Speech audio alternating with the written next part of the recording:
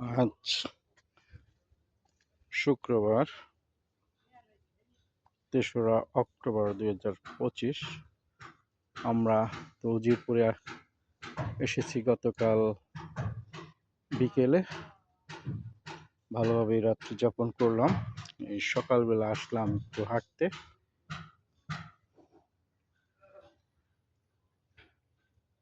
এই সান্দা নদী তীরে।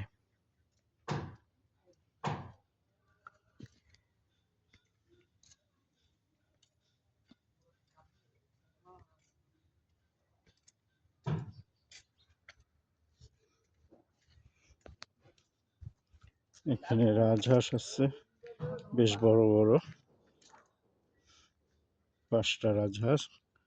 এবং এখানে যে নৌকা বানিয়ে রাখছে, যেহেতু এই অঞ্চল নদীমাতৃক খাল বিলের করা, তাই নৌকা ছাড়া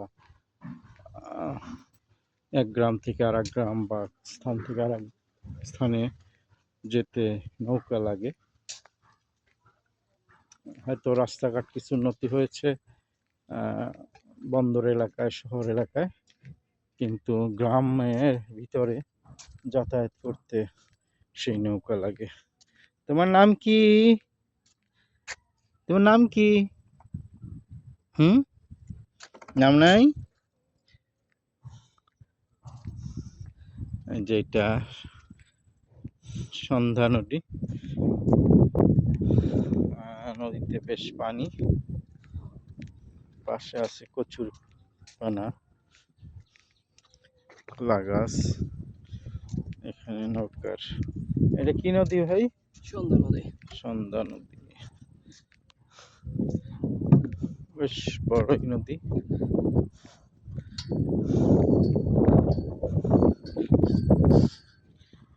সামনে কথা হেঁটে যাচ্ছে,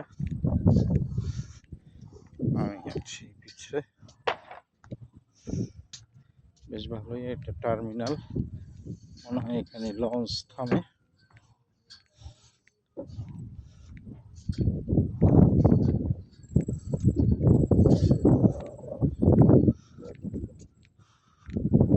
আর পাশে আছে খিয়াঘাট নদী, নৌকায় পারাপার করার ব্যবস্থা। কি যাবে এই পারে? কিসে যে দুই পাশে আমি যাইতেছি, ভয় পাত করে।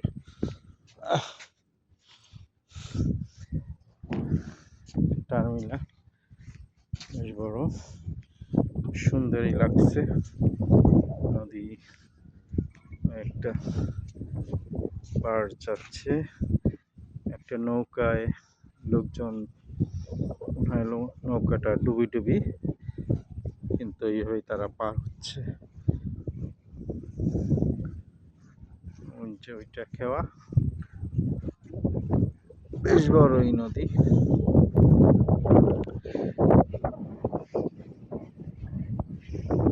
এই পাশে আরেকটা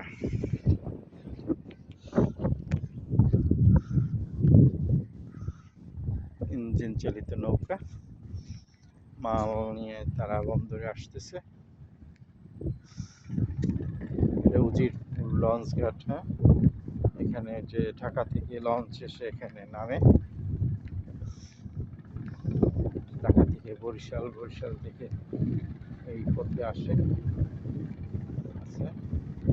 এই পাশে দেখা যায় কিছু পানের বরজ। হ্যাঁ, পান গাছ নদীর মধ্য দিয়ে সেই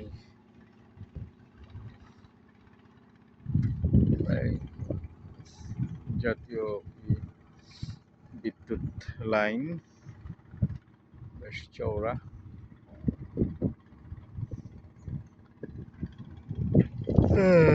ওপাশে আছে সেই সবুজ শ্যামল গাছপালা মণ্ডিত গ্রাম। এটাই সেই ওই পারের ফেরিঘাট।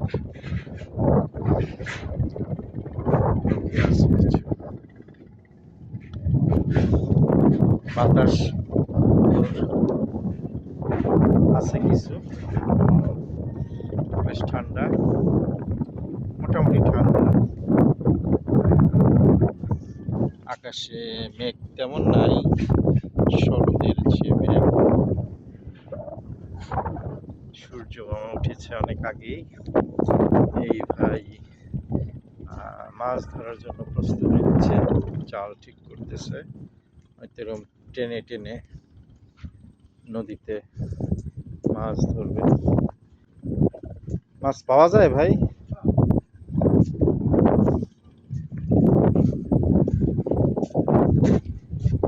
এখনো খাওয়া দাওয়ার নাই? এটা টাইনে টাইনে নেন।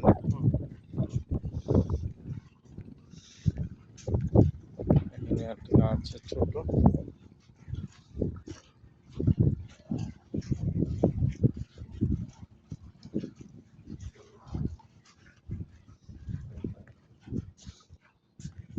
ভালোই লাগতেছে গ্রাম।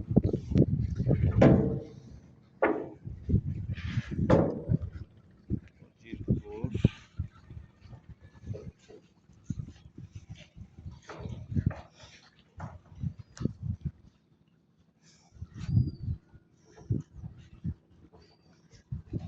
যে নারকেল গাছ তারা লাগিয়েছে বাড়ির চারপাশে, আছে বিভিন্ন রকমের গাছ, কলা গাছ।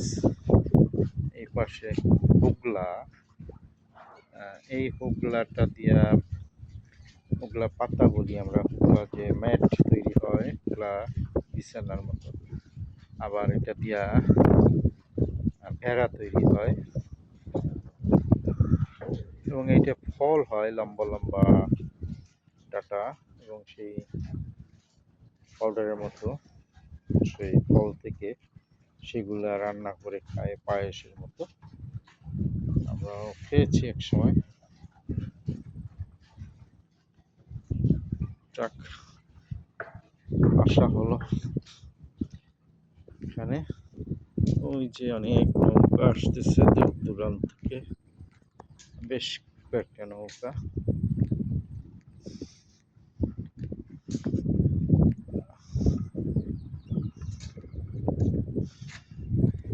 পানি যাচ্ছে পশ্চিমের দিকে, সাগরে যেয়ে মিলিত হবে। এই পার থেকে একটা মনে হয়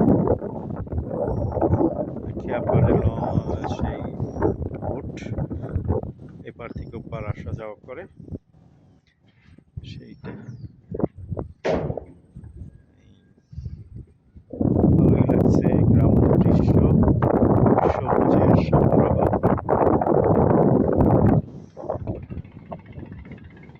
এই বাংলার গ্রামীণ জনপদ ভারী চমৎকার, শস্য শ্যামলা, সবুজ গাছপালায় ভরা আমাদের এই বাংলা। তবু অনেকে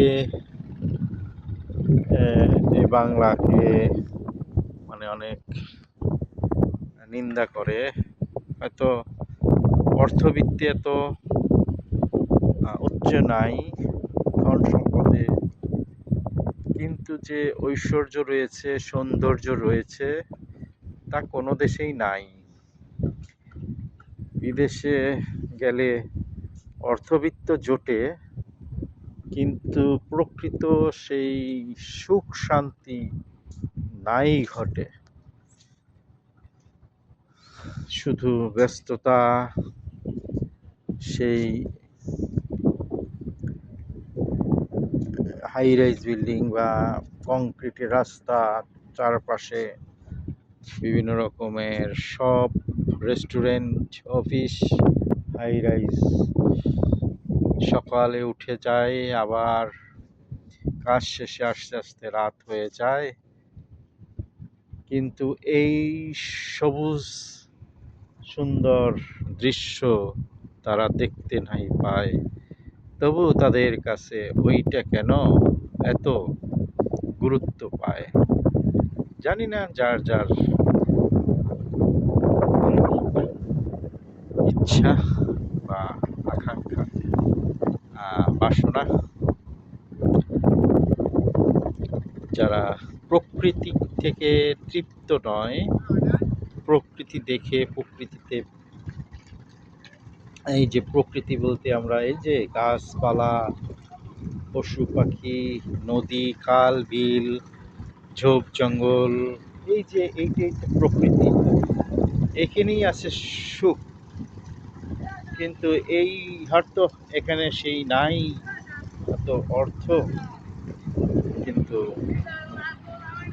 আছে মনের আনন্দ, শান্তি, সুখ, যেটা বিদেশে অনেক অর্থ ইনকাম করেও পাওয়া যায় না।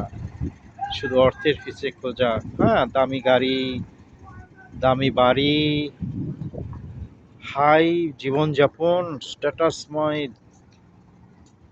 সব উদযাপন, কিন্তু প্রকৃত শান্তি কি আসে? যাক, আমাদের এই দেশের শান্তি আমাদের দেশের মতো এরকম প্রাকৃতিক শান্তি অন্য কোথাও নাই। হয়তো কিছু রাজনৈতিক অস্থিরতা আছে, কিছু বিশৃঙ্খলা আছে, নিয়ম নীতির ব্যত্যয় আছে, আছে সেই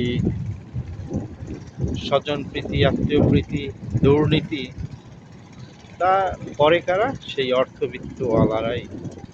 কিন্তু বাংলার মানুষেরা তো সেটা করে না। তারা দুমুঠো মোটা চালের ভাত পেলেই খুশি, পরনে একটা কাপড়, এই তো তাদের জীবন। তাহলে সবাইকে এই সন্ধ্যা নদীর তীরবর্তী থেকে শুভেচ্ছা জানাই, এবং আমরা এখন যাবো আবার বরিশালে, কাজ রয়েছে। সবাইকে শুভ সন্ধ্যা।